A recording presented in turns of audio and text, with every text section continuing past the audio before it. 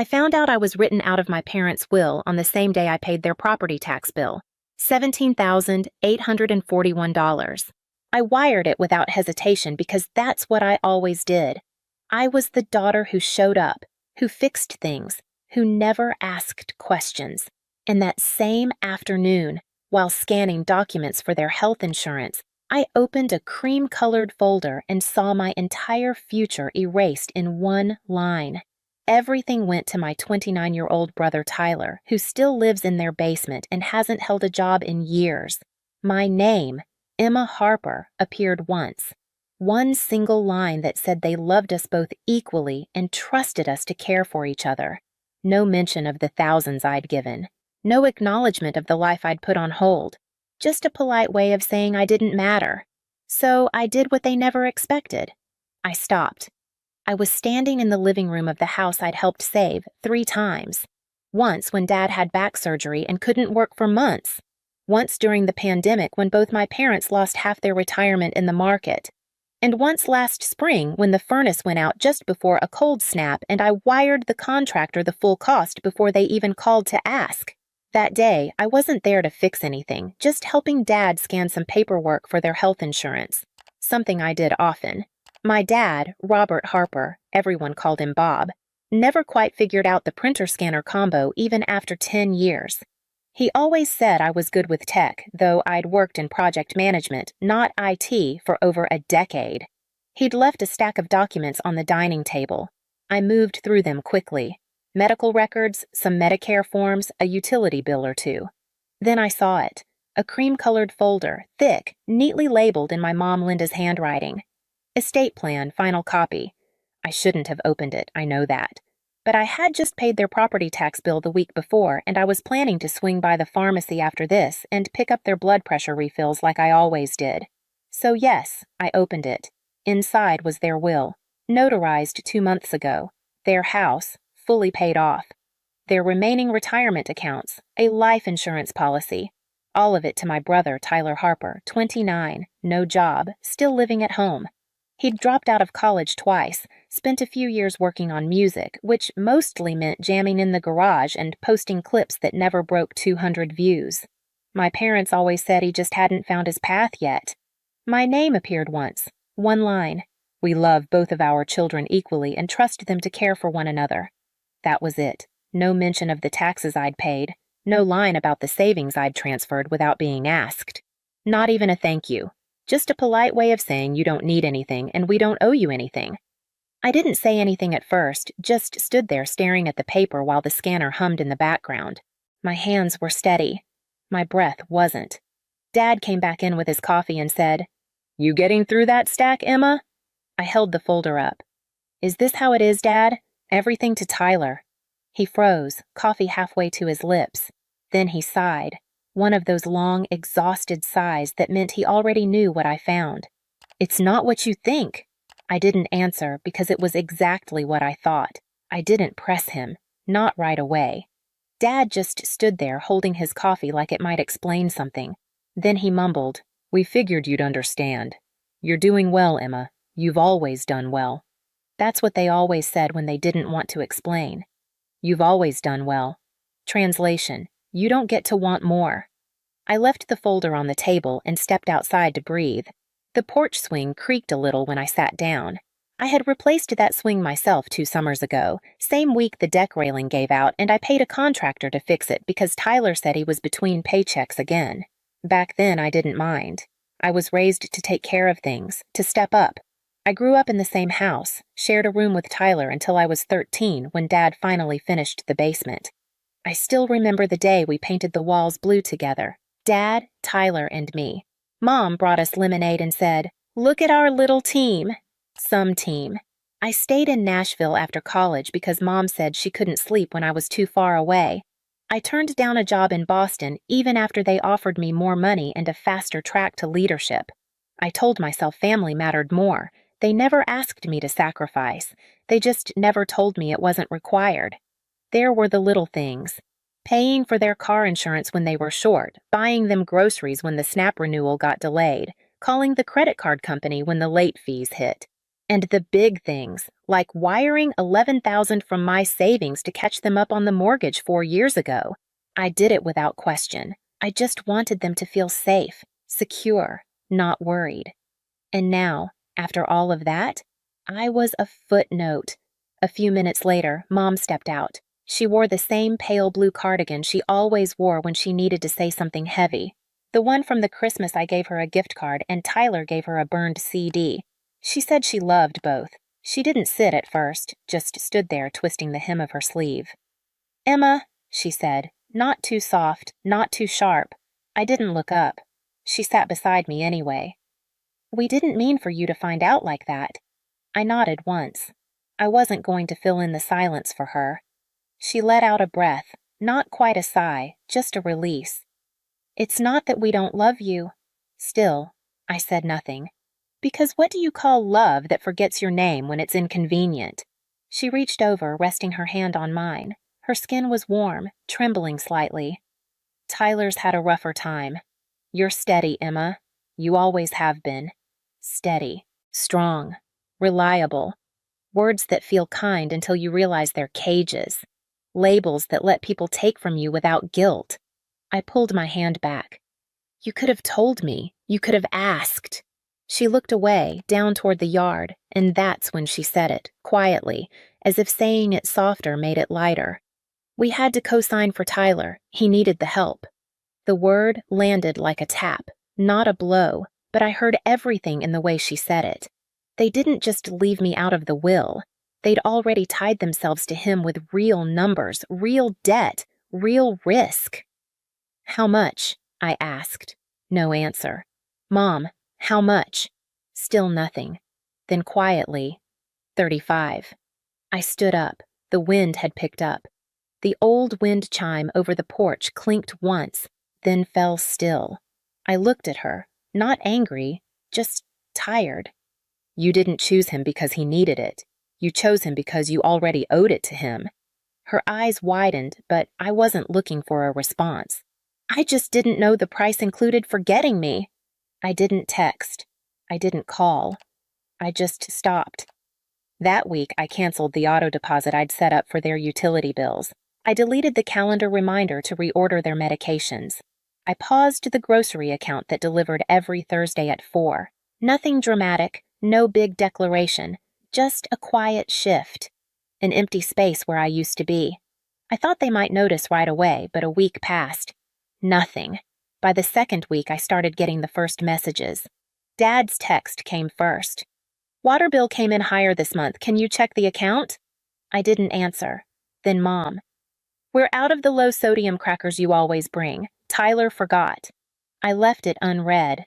They weren't concerned. Not yet. They just assumed I was busy or moody or tired from work. Maybe they thought I needed space. Maybe they thought I'd come back like always. The third week, the tone changed. "Emma," Mom wrote, "the mortgage is due. Can you send what you usually do?" She didn't say hello, didn't ask how I was. Just a line, a number, a need. I stared at the message for a long time. Then I typed, "Ask Tyler, it's his house now." I hit send. Didn't wait. 5 minutes later she called. I let it ring. Another message. "Please don't be like this. We need to talk." But there was nothing left to talk about. They'd made their decision. I was just finally living like it mattered. That evening, Tyler chimed in. "Emma, don't make this a big deal. Just help them like always." Like always. Like routine. Like reflex. Like I was never more than reliable background noise. I wrote back, "You're the one they chose, Tyler, so be the choice." He didn't reply. The next morning, I woke up to a transfer request from Mom. $3,200. Exact amount of the overdue mortgage and penalties. No message, no note, just the number. I declined it. A minute later, the phone rang again. Then texts. "We could lose the house if you don't help us." And finally, from Dad. "You'd let your parents go homeless?" I almost laughed. They weren't homeless. They were just uncomfortable. For the first time, they were learning what I'd carried quietly without asking. I turned off my phone. They didn't lose me when they wrote me out of the will. They lost me when they assumed I'd keep giving. A week of silence passed after I declined the transfer request. No calls, no texts. It was the quietest I'd known them to be in years, and somehow that felt louder than the begging. I started sleeping better, waking without checking my phone, cooking for myself and no one else. But silence never lasts in my family, not when there's blame to pass. The first sign was a voicemail from Aunt Carol. She rarely called me, always said she didn't want to get in the middle of family things. But that morning her message said, "I'm not taking sides, honey, but your mom's worried sick. Maybe just talk to them." That's when I knew they'd started talking to other people. I checked Facebook. It didn't take long to find it. A photo of the front porch, a caption that read, "We gave everything to our children, but sometimes giving isn't enough." Dozens of likes, a few concerned comments, one from Tyler. "Some people think family is about money. They forget it's about showing up." I closed the app, not angry, just hollow. They weren't just disappointed. They were rewriting the story, turning me from caretaker into villain because I'd stopped showing up to be used. The next afternoon, an envelope showed up at my apartment. Plain, no return address. Inside, a foreclosure notice. Copy only, not addressed to me, but I knew the house number. I sat with it for a moment, stared at the paper, then flipped it over and wrote on the back, "Maybe you should have left it to someone who could manage it." I didn't send it. Instead, I checked the county site. Their property was officially listed as at risk, behind on payments, no buffer left. They'd burned through the savings, probably trying to keep up appearances, maybe hoping I'd cave before things got real. Tyler had spent it all the money they left to him for security, for stability, for his future. Gone. There was a time I would have stepped in, called the bank, negotiated a grace period, moved funds around. But now I poured myself a glass of water, sat at the kitchen table, and let the house fall without me. Sometimes you don't need to set the fire. You just have to stop carrying the water. It started small. A vague post from Mom with a sunflower emoji. A photo of her and Dad smiling on the porch. We raised them with love. We did our best, but sometimes love isn't enough. No names, no direct accusations, but I knew what it was. So did anyone who knew us. Aunt Debbie commented, "You two are such amazing parents. You deserve better." Dad followed a day later. A longer post, less subtle. "We gave everything to our children. Time, money, love. We thought we raised them right, but in the end, you can't control who turns their back on you." He tagged me. No call, no message, just a post for everyone to see. I didn't respond. I watched it grow. Dozens of likes, family, friends chiming in, some I hadn't seen since high school. One wrote, "This generation just doesn't understand sacrifice." And then there was Tyler. Of course there was Tyler. He shared Dad's post with a caption of his own. "Some people only care when they're getting something. I'd give anything to protect Mom and Dad. I guess not everyone sees family that way." I read it twice, then once more. The same man who hadn't paid rent in years, who drained every dollar they had left, who watched the house fall apart, was painting himself as the hero. The comments were worse. "You're such a good son. Your sister should be ashamed. They gave her everything. She just wanted more." They didn't know the truth, but they didn't want it either. They wanted a story, and my family gave them one. I might have still said nothing, let the storm pass. But then I saw her name. Jessica, my cousin, the one who once told me, "You're the glue in this family." She liked the post, left a heart emoji. No comment, just that. It hit harder than I expected. Maybe because I thought she knew better, maybe because I thought she saw me. I closed my laptop, sat in the dark, and for the first time in weeks, I felt something break. Not loud, not messy, just a quiet, final click. They weren't just rewriting the story. They were erasing me from it. They came on a Thursday. I should have expected it. The texts hadn't worked. The money requests had been ignored. The guilt had gone stale, so they showed up. The front desk called at 10:42. "Ms. Harper, your parents are here, and a man who says he's your brother." I stood in the hallway outside my office, staring at the floor tiles while she kept talking. They're asking to come up, said it's urgent. I took a slow breath. Please tell them I'm not available and that they're not expected. A pause. They said they'll wait. I nodded, though no one could see it. Then let them. 20 minutes later, my phone buzzed. A text from Mom. We're downstairs. Open the door. Another. We're not leaving until we talk to you. I didn't rush. I finished the meeting I was in, answered 2 emails, then walked downstairs. They were by the building entry, standing too close together like they'd rehearsed it. Dad stiff and upright like he was holding in a lecture. Mom clutched her purse in both hands, eyes scanning. Tyler looked like he'd rather be anywhere else. They all turned when I stepped through the door. No one spoke right away. I stayed where I was, arms crossed, calm. Emma, Mom said, her voice already on edge. We need to talk. I looked at her, then past her. The street was quiet. A delivery van rumbled by in the distance. I didn't answer. Dad cleared his throat. You'd really let us lose the house over this? I let the words sit. Then you really thought I wouldn't. He opened his mouth, but I cut him off. You left me out. You handed everything to Tyler.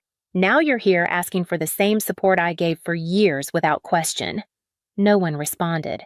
Mom stepped forward, voice softer now. We thought you'd understand. You've always been strong. I nodded. You used that as an excuse to forget me. Tyler finally muttered something. I didn't catch it all, something about not asking for any of this. But you took it, I said. He looked away.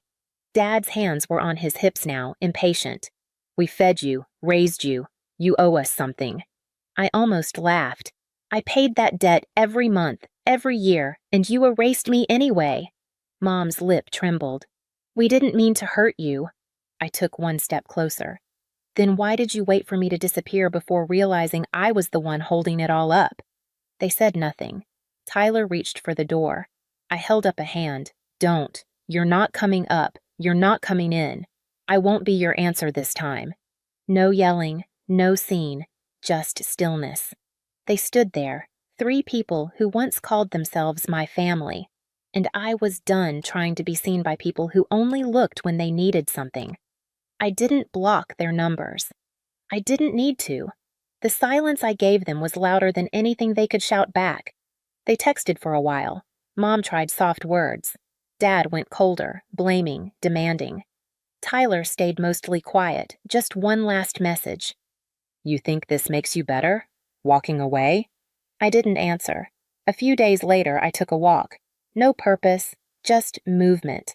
My path, without meaning to, curved past the neighborhood where I grew up. The old street looked the same, cracked sidewalk, a half-painted fence. But the house had a for sale sign on the lawn, faded shutters, dying grass. I stood on the sidewalk and looked at it. The porch light was off. The swing I fixed was gone. So was the hanging wind chime. I didn't move closer. I didn't need to see inside to know what had collapsed. That house never kept me. I kept it. And now it was someone else's problem. As I turned to leave, my phone buzzed in my pocket. Once, then again. I didn't check it. I already knew the name that would be on the screen. I let it buzz, then stop, then buzz again. I pulled out the phone and looked. Missed call, Mom. Missed call, Dad. And then voicemail. I muted the phone, slipped it back into my coat pocket. No message needed. I already knew what it would say. I walked home in the cold, slow air of a late autumn afternoon. Not angry, not vindicated, just free. I was never their backup plan. They just liked pretending I'd never leave.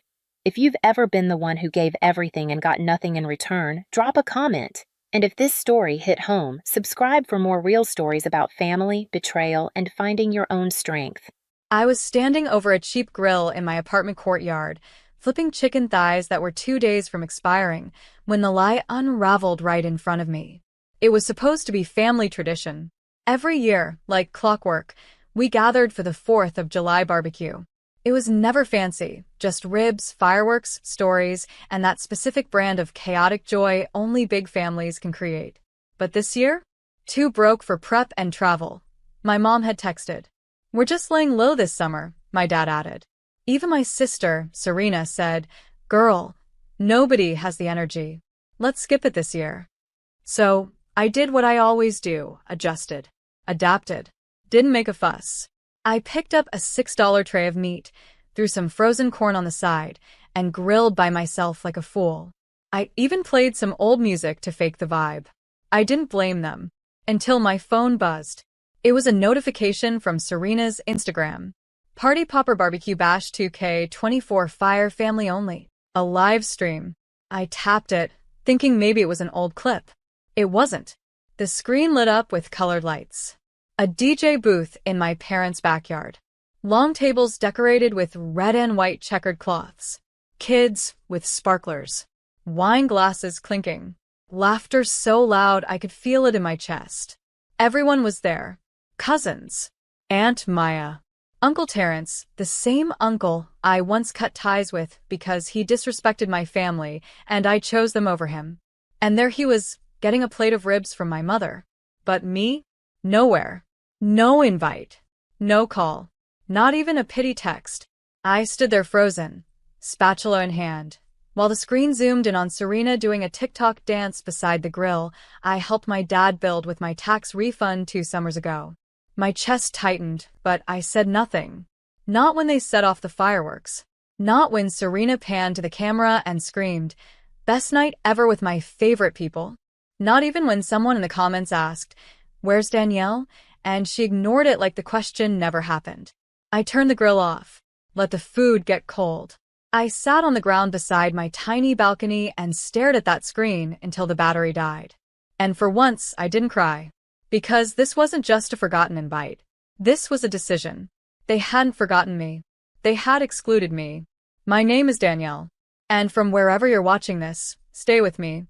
Because if you've ever been the family's emotional ATM, the dependable daughter, the one who holds the rope while everyone climbs out, only to be left behind when the party starts, then you already know the burn I felt that night wasn't from the grill. It was betrayal. And it was about to light a fire in me they couldn't put out. They say family is forever. But in my case, it felt more like a subscription service, one that got canceled every time the perks ran out. I was the middle child, not the golden oldest. Not the adorable baby. Just Danielle. I wasn't the one my mom posted about on Facebook. That was Serena, prom queen, pageant winner, professional social butterfly. I wasn't the one Dad bragged about to his coworkers. That was Marcus, football scholarship, man of the house type. Me? I was the girl who kept receipts, who memorized bank statements, who didn't ask for much and somehow still asked for too much. From as early as I can remember, I was the fixer. When Serena's tuition fell short by $2,000, who quietly wired it without being asked. Me. When Marcus crashed his car and needed a down payment on another one, I figured out a small loan plan that wouldn't break him. When Mom called crying about the lights being cut off midwinter, I left work and paid the bill before the end of the day. They never said thank you. They said things like, "We knew you'd come through. That's why we love you. You're so reliable. You're the strong one, Danny." But strong was just code for we'll dump everything on you because you don't complain loud enough to scare us. I remember one Christmas when Serena didn't show up with a gift for Mom, and they laughed it off. I gave Mom a hand-knit sweater I'd spent weeks making. She looked at it like it was a burden. "Oh, you made this yourself?" Not with joy. With discomfort. As if my love had weight, and she didn't want to carry it. Even when I bought the family new phones during a rough year, it became Serena's accomplishment. She picked the colors. Mom said, "No, I picked the colors," I corrected. Serena just smiled, said nothing, and I did what I always did. Stayed quiet. I told myself they just didn't know better. That one day they'd realize who I was, what I meant. I kept giving, thinking love was earned through sacrifice. But love, real love, doesn't make you beg for crumbs at a table you helped build. And that barbecue? That was the final proof. They didn't forget me. They didn't miscommunicate. They sat down and chose to plan joy without me. But they still had the audacity to expect me to fund their grief when the lights dimmed again. They still believed I was on standby, The family's personal emergency fund with no face, no feelings, just Venmo and forgiveness. And the sickest part? I used to accept it. I wore that pain like armor, but not anymore. Because that night, staring at their smiles through a screen, I finally understood. They didn't need me emotionally. They only needed my credit card. And that means I'm not their daughter. I'm their bank. But even banks close accounts. I didn't sleep that night. I lay on my back in bed, my room lit only by the glow of my phone screen.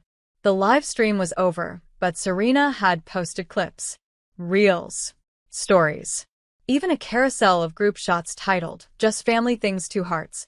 I watched every second of it like a crime scene. There was Mom, laughing with her favorite cousin while holding a glass of sangria, the one she told me she didn't have money to make this year. There was Dad on the grill, flipping steaks and dancing to old-school R&B, the same man who said, "It wouldn't be right to celebrate when we're behind on bills." There were even coordinated shirts. Cole Family Barbecue 2024. Custom. Printed. Planned. That takes time, effort, intent. You don't accidentally print shirts for a party you're too broke to throw. And that's what gutted me. It wasn't just the party. It was the lie beneath it. The coordination. The group texts I was never added to. The playlists I didn't help make. The recipes I wasn't asked to send, even though I was the one who always handled the damn potato salad. They moved without me. Not around me. Without me. I'd spent years telling myself I was just overlooked. Quiet. Forgettable. That it was my fault for not being more involved, more vocal. But this time, I had asked. I offered to help. I even volunteered to host it at my place to save them the trouble. They said no. And then they partied like I didn't exist. What hurt the most wasn't the stream itself. It was a message I got while doom scrolling through the comments. A DM from my cousin Lacey. "Didn't know you weren't coming. I asked Serena if you'd be late, and she just shrugged. Shrugged. As if I were a guest who canceled last minute. As if I hadn't been deliberately erased from the plan. I lied to Lacey and said I had work, but that lie sat in my throat like gravel. Because I was done covering for people who never once covered for me. I thought about every time I made excuses for them. They're just stressed.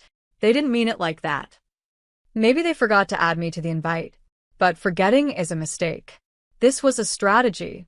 I sat there watching a video of Serena popping a champagne bottle while shouting, "To chosen family." And something in me snapped. It wasn't rage. It was clarity. They weren't going to change. They weren't suddenly going to wake up and value me. They liked it this way. Because valuing me would mean acknowledging what they took. And people like them? They don't like facing the people they drained. They just like texting them when the bills are due. I closed the app, turned off the lights, and stared into the dark. I wasn't just left out. I was finally done. The text came at 8:13 a.m. the next morning. I hadn't even made coffee yet. "Dad. Hey, sweetheart. Can you send over the $4,600 for the utility bills this month? We're really counting on you." No good morning. No apology. No explanation for the fireworks I watched explode over a house I used to call home. Just bold-faced entitlement, wrapped in sweetheart. I stared at it for a full 2 minutes, my thumb hovering over the screen, heat building in my chest. Not the kind that makes you scream. The kind that makes you decide. $4,600. Not $20 for gas. Not a one-time emergency. A full-on expectation. And that's when it hit me. They didn't feel guilty about the party. They didn't feel guilty about lying to me. Because in their minds, they didn't do anything wrong. They saw me as a resource. Not a daughter. Not a sister. Just a reliable little safety net who'd always say yes. I read the text again. Slower. "We're really counting on you." They weren't just asking. They were betting on me. They assumed I'd still come through, just like I always had. After every exclusion, every slight, every forgotten birthday or canceled plan. Because they thought love meant obligation. But I finally saw it for what it was, emotional manipulation disguised as family duty. My hand trembled as I typed, not from fear, but from finally saying the thing I'd swallowed 100 times. Me. Not anymore. No emoji. No explanation. Just those 2 words. I hit send, sat back, and exhaled so hard my ribs ached. It didn't take long. The next text came 2 minutes later. Dad. Excuse me? Another. Dad. What does that mean? Then the group chat blew up. Mom. Danielle, what's going on? Are you okay? Serena, can someone call her? She's being dramatic again. I ignored them. That afternoon, I did something I should have done years ago. I canceled every auto transfer from my account. The monthly help I sent to their household? Gone. The money I chipped in for birthdays, baby showers, emergency dental work? Closed for business.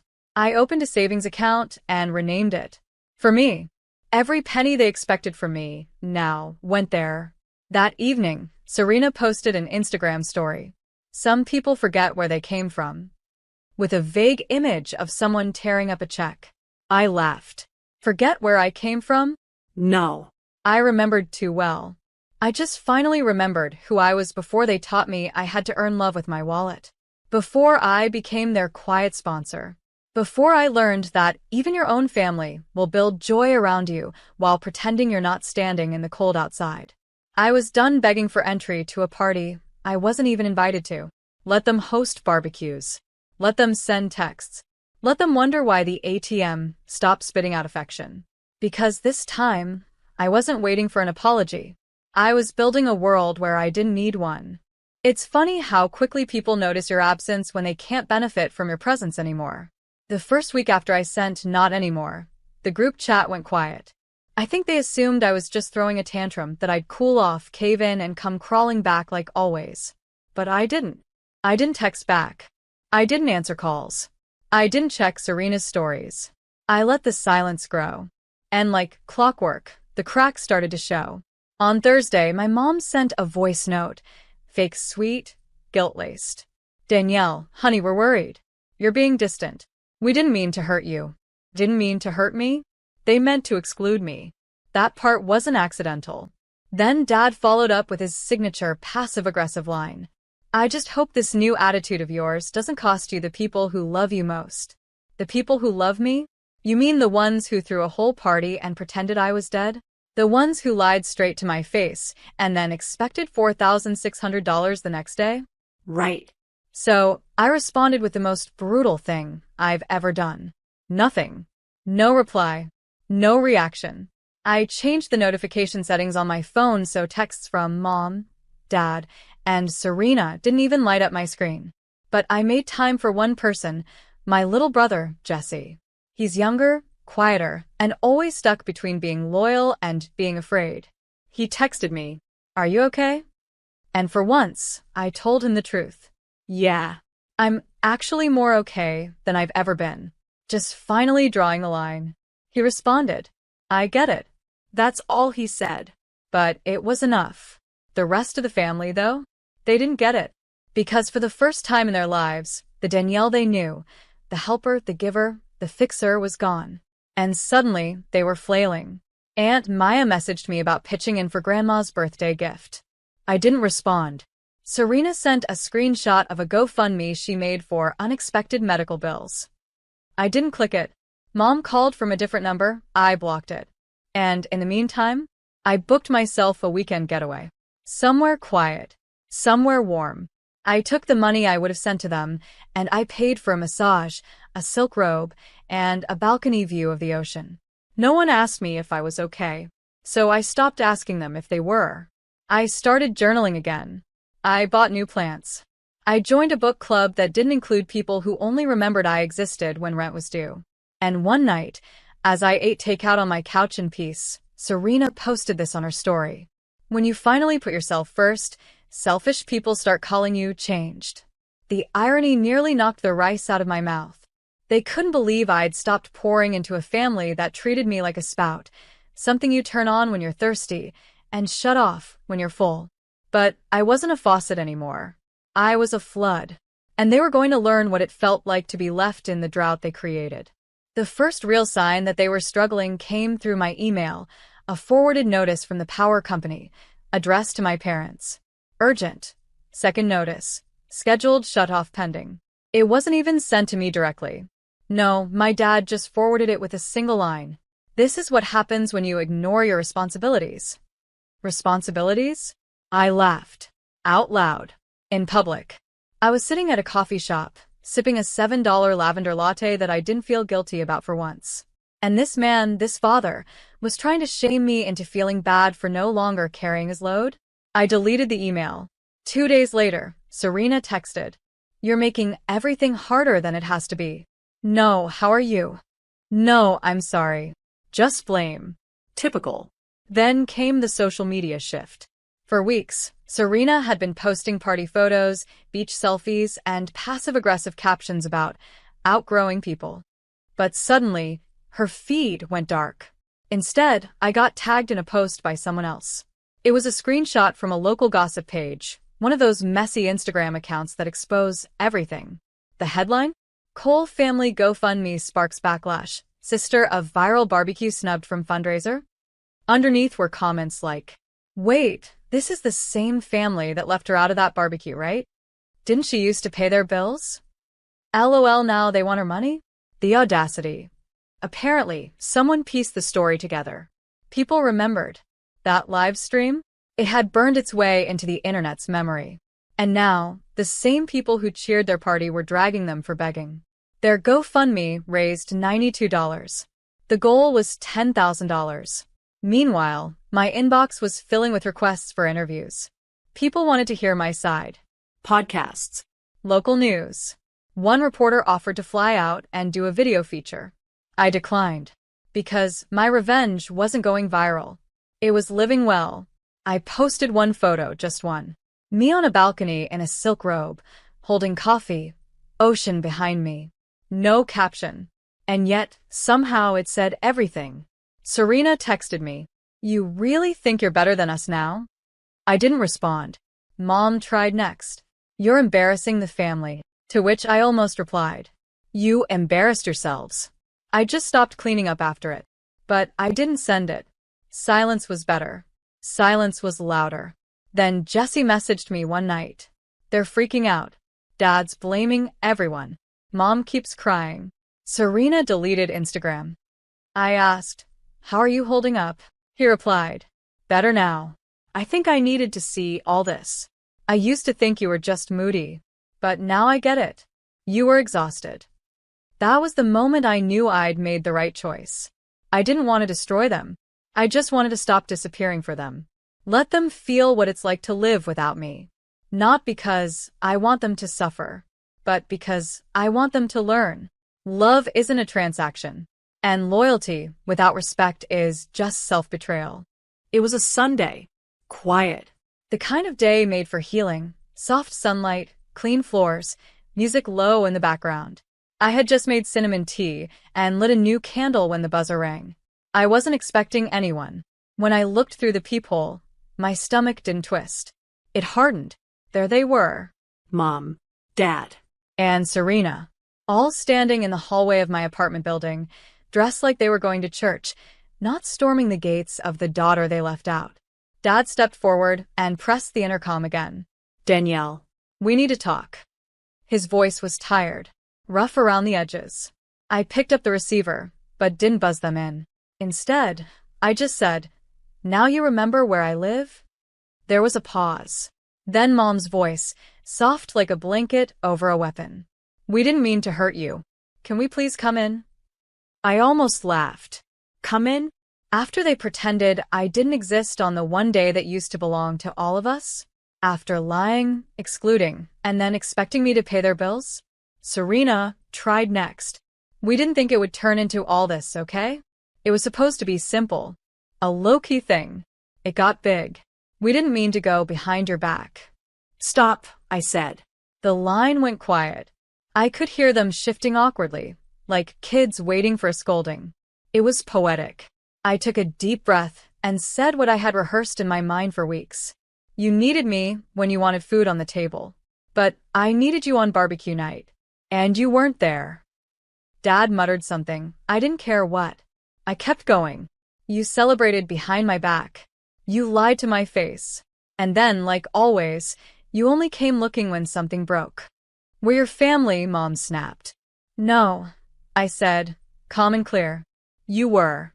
But family doesn't use silence as punishment and love as a transaction. Serena's voice trembled. You're being dramatic. I smiled. There it was. The old poison in a new bottle. No, Serena. This is called a boundary. You're just not used to seeing me with one. Dad knocked again. Danielle, come on. Let us in. And I said the most liberating words I've ever spoken. No. Just that. No screaming. No crying. No open arms. No more justifying my pain to people who refuse to feel it. I hung up the receiver and walked away. They stayed out there for another minute, maybe 5. But eventually, I heard their footsteps retreat. Slow. Heavy. I didn't look through the peephole again. I didn't need to. I already knew how they looked when they left. For the first time in my life, I wasn't standing at the door, hoping they'd return. I was standing behind the door, relieved that they were finally on the other side of it. And for the first time ever, that door was closed for me. It's strange how quiet life becomes when you stop bleeding for people who never brought you bandages. Weeks passed after they showed up at my door. No more calls. No more guilt texts. No more GoFundMe links. The silence didn't scare me anymore. It healed me. I filled that quiet with things that made me feel alive. I started taking yoga on Wednesdays. Started writing again. Not in a journal hidden from shame, but in a blog where strangers left kind comments. I laughed out loud at movies, not worried about someone needing a Cash App link mid-punchline. I bought art. Booked a solo trip to Lisbon. I spent the $4,600 they asked for on me. On things that made me feel. And for once, I didn't feel guilty about it. I didn't check their social media. I didn't block them out of spite. I just moved them to a part of my life that didn't get front row seats anymore. That's the thing they don't tell you about healing. Sometimes it's not about revenge. Sometimes it's just about finally spending your life on yourself. One Saturday, I volunteered at a local food drive in the neighborhood where I grew up. It used to be something our family did together. But this time, I went alone, and I brought more than just donations. I brought experience. I created a small fund for single women struggling with toxic families. Quiet grants.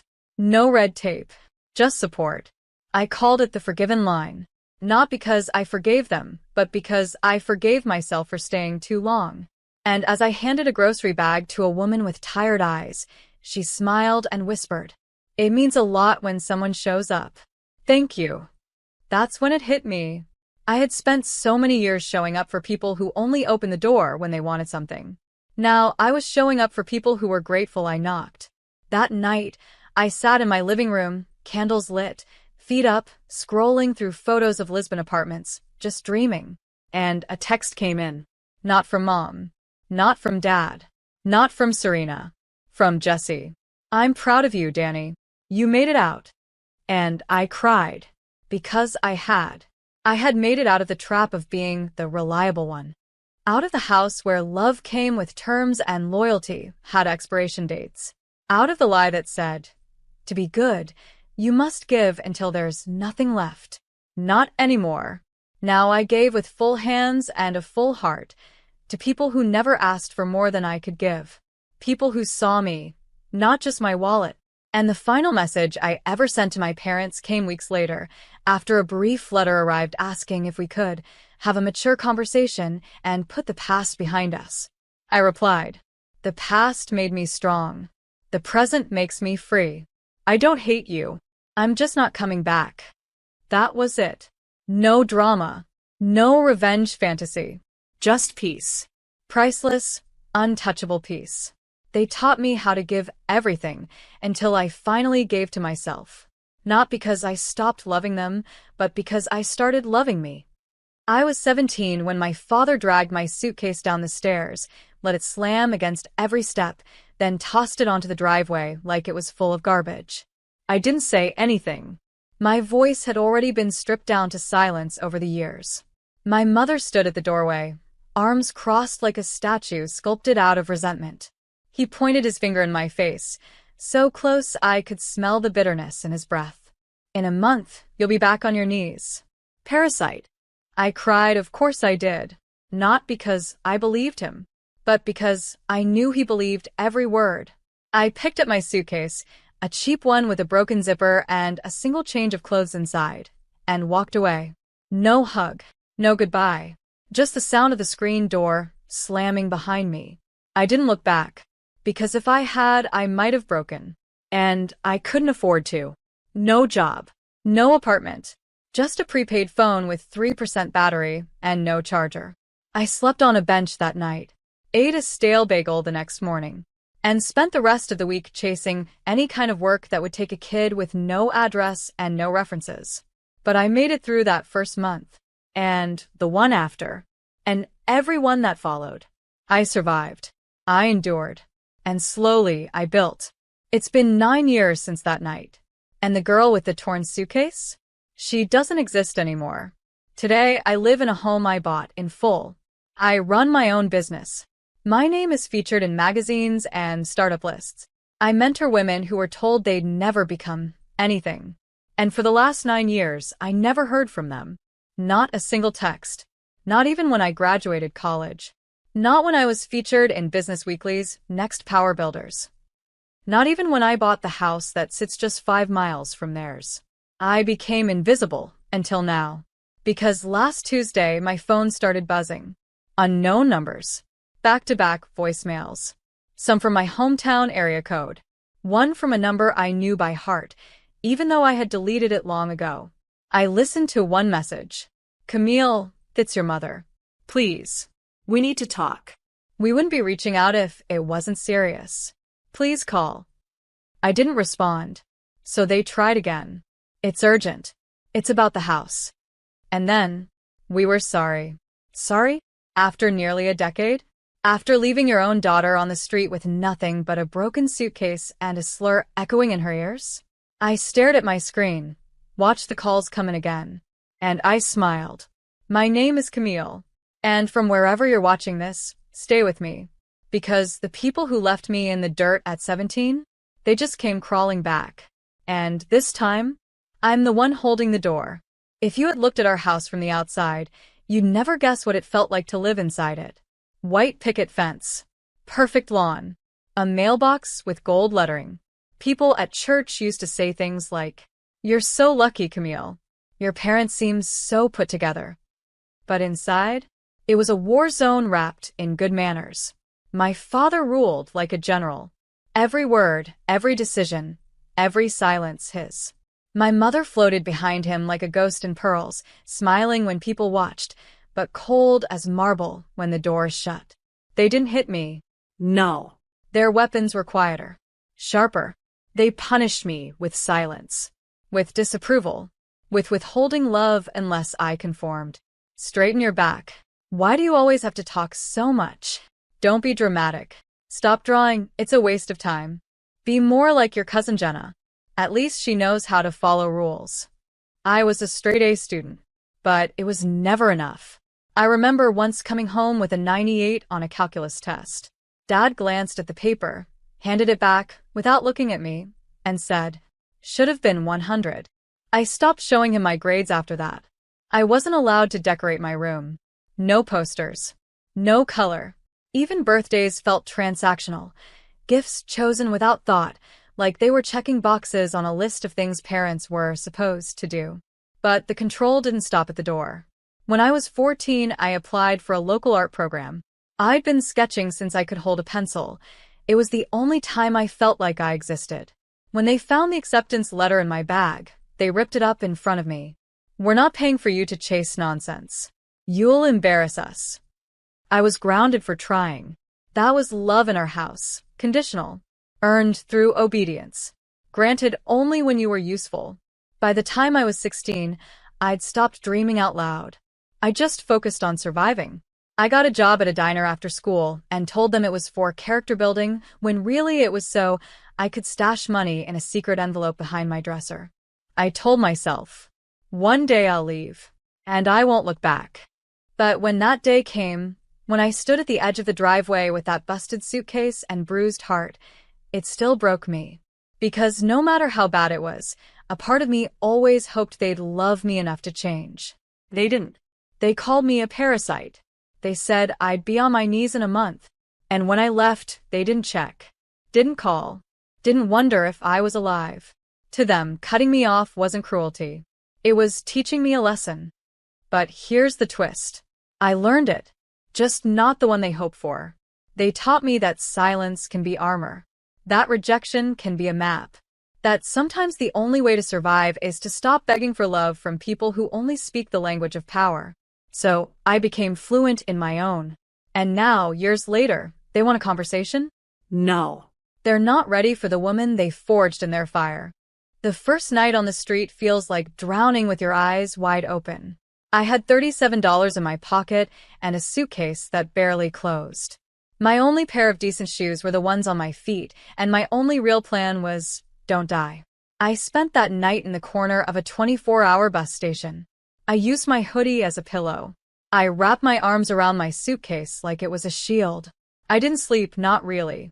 Just waited for morning. Waited for something that felt less terrifying than silence. The second night, I met a girl named Danny who worked at a diner. She told me they were short-staffed, and I could try washing dishes. I did. That turned into my first paycheck. The first month passed in a blur of steam burns, stale toast, borrowed jackets, and quarters stacked carefully for cheap coffee and laundry. Every single day I expected to crack. Every single day I thought, they were right. I can't do this. But I didn't go back. Not once. Because I knew what waited there wasn't home. It was control. It was shame wrapped in fake forgiveness. It was more of that cold, bitter love they used to keep me small.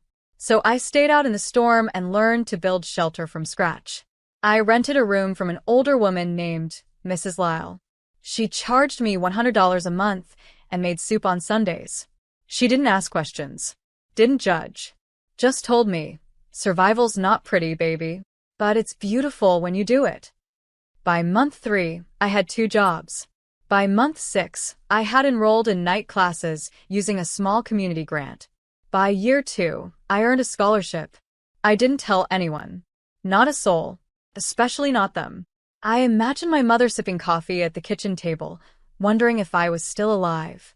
I imagined my father shaking his head, muttering, "She'll call any day now. Just wait." But the call never came. Because each time I wanted to pick up the phone, each time I stood in front of that payphone, quarters in hand, I heard it again. "You'll be back on your knees, parasite." And every time I made the same decision. No. I'll crawl on glass before I crawl back to you. That's what they didn't understand. They thought they broke me by kicking me out.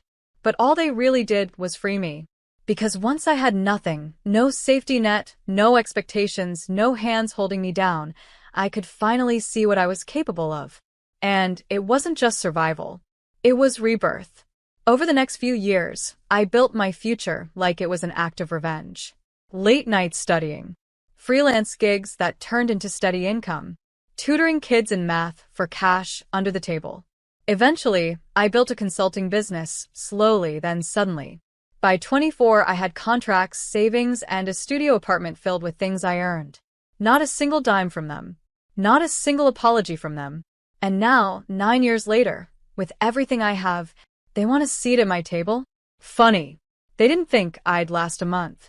But I've outlived their predictions by nearly a decade. And now, I'm the one deciding who eats. The first message was short. "Camille, it's your mom. Please call." I stared at it for a while. It had come from a number I didn't recognize, but I knew that tone. That trembling, guilt-laced hush. Like she was rehearsing forgiveness through her teeth. I didn't reply. 2 hours later, another text came in. "We really need to talk. It's serious. Please don't ignore this." Still no mention of what they'd done.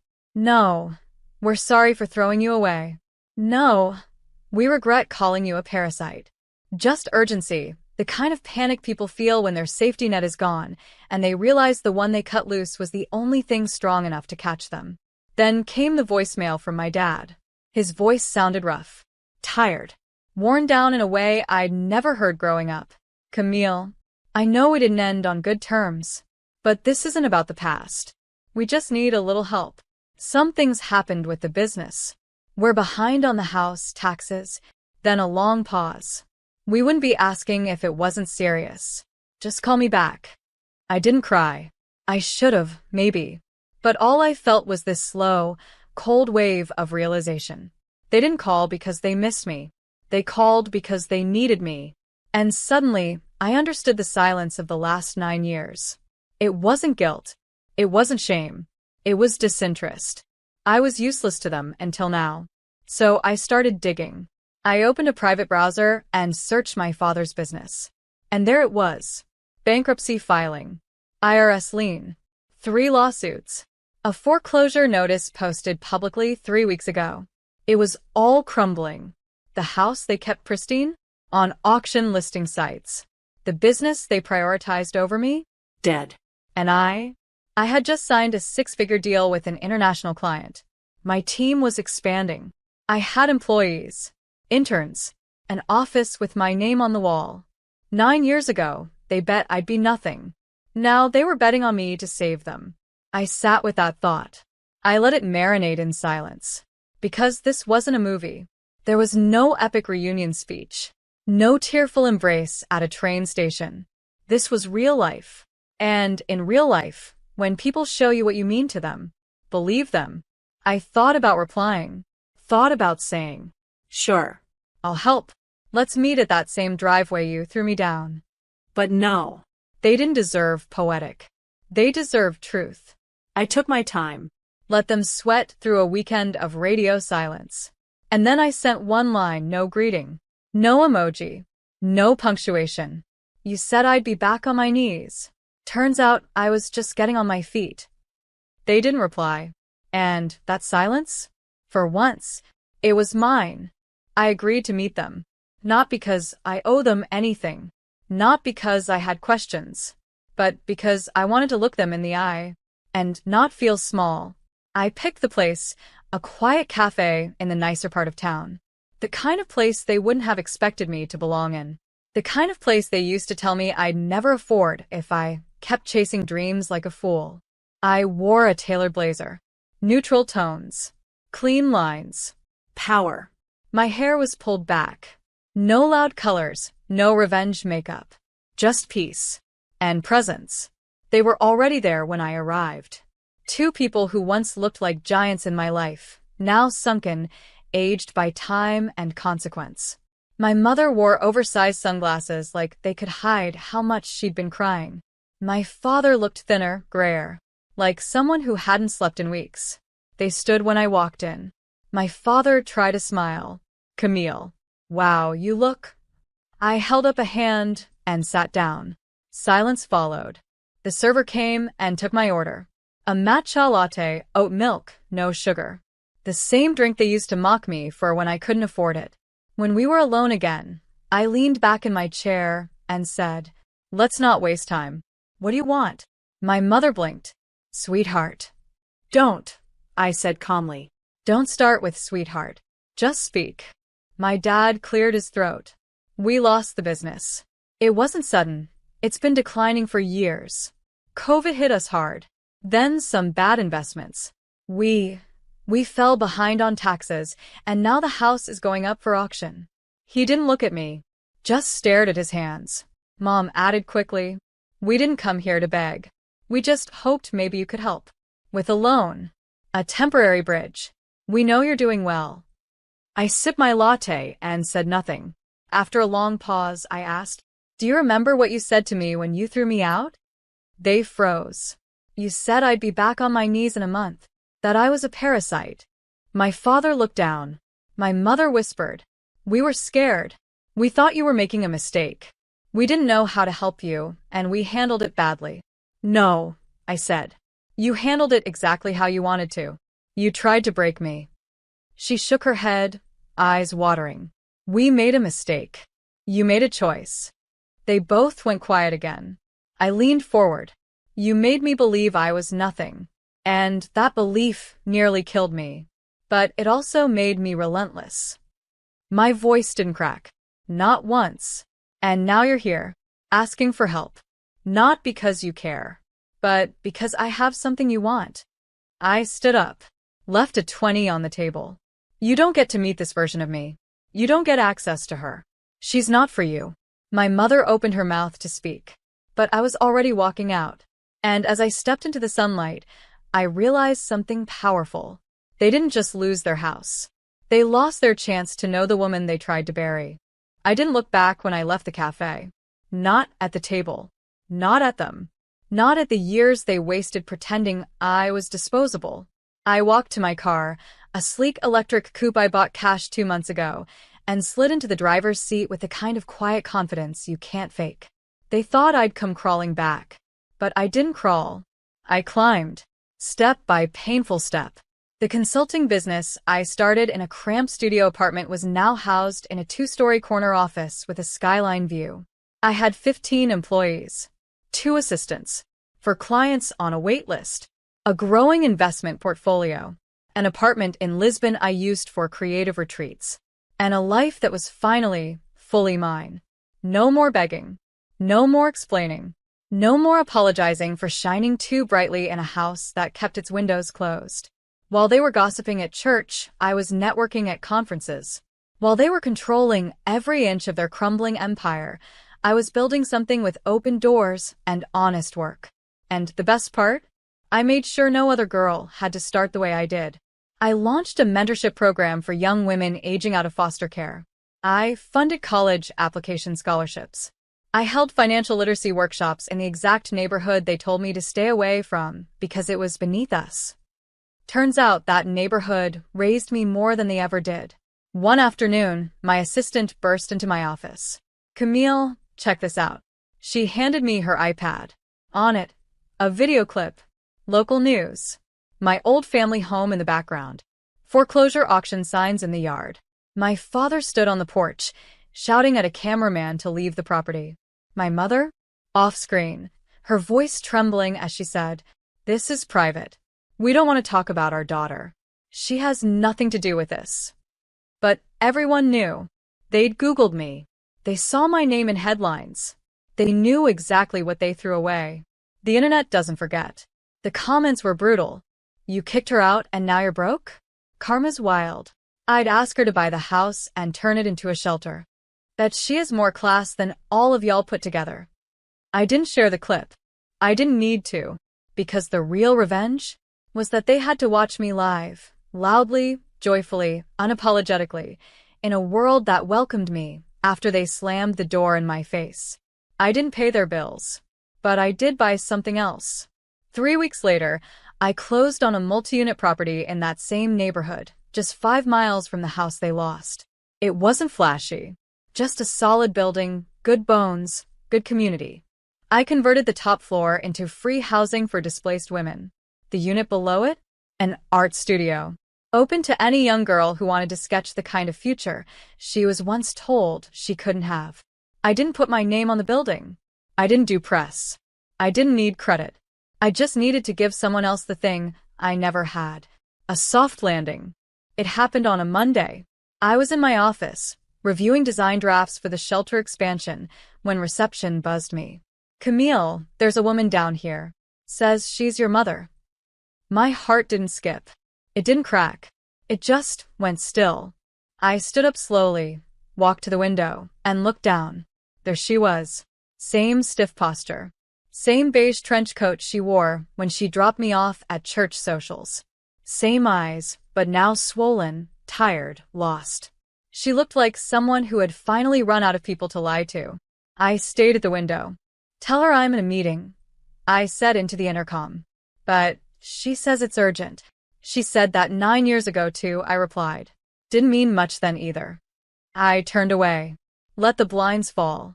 10 minutes later, my assistant walked into my office, looking uncomfortable. "She's still downstairs," she said gently. "Won't leave." Of course she wouldn't. I gave it 5 more minutes. Then I wrote a note, placed it in an envelope, and handed it to my assistant. "Please give her this." She returned 20 minutes later. She cried when she read it, then left. Quietly. I didn't ask what she looked like. I already knew, because the note said everything I needed it to. To my mother. 9 years ago, you told me I'd be back on my knees. Instead, I got on my feet. You didn't check if I survived. You didn't call. You didn't love me. You left me. And now you want to return, not for me, but for shelter. But you don't get to step into the house I built when you left me out in the cold. This version of me? She's not for you. Return to sender. Camille. I didn't expect her to understand. Because people like her, they think love is just another transaction. Something you can cash in when things go south. But love isn't debt. And I didn't know her healing. Later that night, I stood in the garden behind my building, barefoot in the dirt, watching the wind dance between the wildflowers I'd planted. One of the girls from the shelter came out, shy, maybe 17, the same age I was when I got thrown away. She held a sketchbook in her hand. "Miss Camille," she said, "can I ask you something?" "Of course." She hesitated. "Were you ever where I am now?" I smiled. I was. Once. And what happened? I looked at her, young, bruised by life, but still standing. And I said, I stopped knocking on the doors that wouldn't open. Then I built my own house. And I filled it with people who never asked me to shrink. She blinked, then smiled back. She didn't need more. Because some stories don't need to be told in full. Just understood. Sometimes I still dream about that suitcase. The one they threw down the stairs. The one with the broken zipper and nothing but clothes that didn't fit, and a heart that hadn't hardened yet. In the dream, I'm holding it again. But this time, I don't feel fear. I feel gratitude. Because that suitcase didn't carry my ruin, it carried my beginning. It's been almost 10 years since they threw me out with that final insult echoing behind me. You'll be back on your knees, parasite. And they were right about one thing. I was on my knees. But not in front of them. I was on my knees in the back room of a diner scrubbing burnt cheese off trays. On my knees praying I could stretch $20 across 7 days. On my knees searching library computers for scholarships, jobs, hope. They thought that meant they had won. But what they didn't understand was this. Sometimes the ground is where you plant. And I planted everything. I planted pain. And it became purpose. I planted silence. And it became strength. I planted rejection. And it became resilience. Today, I walk through the halls of a shelter I funded, the one that houses girls who are called too much, too loud, too weak, or too broken. There's a wall in the entryway. On it, painted in soft gold letters, is a quote from one of my journals. What they threw away grew wild and beautiful where they couldn't reach. People always ask me why I don't use my last name anymore. It's simple. That name never protected me. It erased me. So I gave it back. And took only what I earned. My future. My identity. My peace. A few weeks ago, I passed by my parents' old house. It was boarded up. Grass overgrown. Paint peeling. Empty. The kingdom they sacrificed their daughter to protect was nothing but hollow wood now. I didn't stop. Didn't cry. Didn't even blink. I just whispered thank you to the version of me who survived long enough to become someone they couldn't predict. And as I walked away, I remembered something I'd once written down on a napkin during my lowest point. They called me a parasite, but parasites only feed. I bled, broke, built, and bloomed. In the final scene of this life, the real life, not the one they imagined, I'm not on my knees. I'm at the front of a room full of girls, teaching them how to sign their first lease. I'm standing in front of crowds at conferences, telling the truth. That healing doesn't always come with apologies. That sometimes the closure is you deciding the story ends on your terms. And most of all, that the family you're born into may bury you. But you're not a corpse. You're a seed. They threw me out thinking I'd wither. But I became the storm that watered my own roots. And now, everything I grow grows beyond them.